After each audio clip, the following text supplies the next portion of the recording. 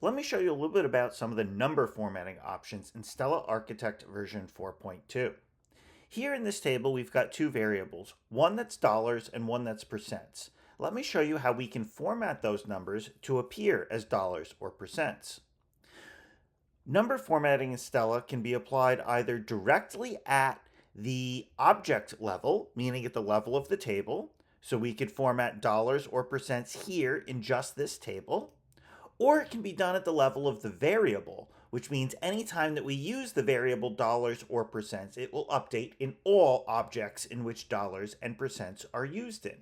So I'm going to do it this time through the Scales and Ranges panel that will make it so that these formatting settings follow this variable in any widget in which it is used.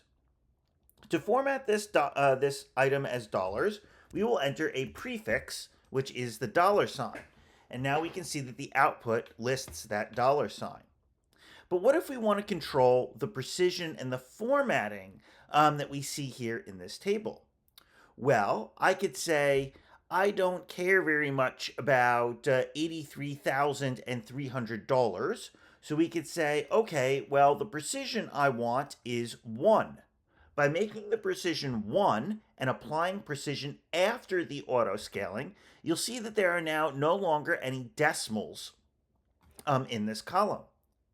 Another way that we might accomplish something very similar is by saying we want the precision to be $100,000 and we want to apply the precision before any scaling. So now we can see that the numbers are rounded to be 100,000, 200,000, 300,000. And we see here that there are actually two 300,000s, because if we look at it with full precision, we can see how Stella is rounding the numbers to fit.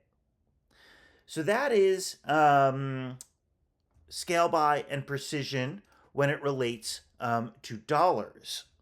Let's do it now with percents. So for percents, we put a suffix as the percent sign, and now we can play with some of these same settings.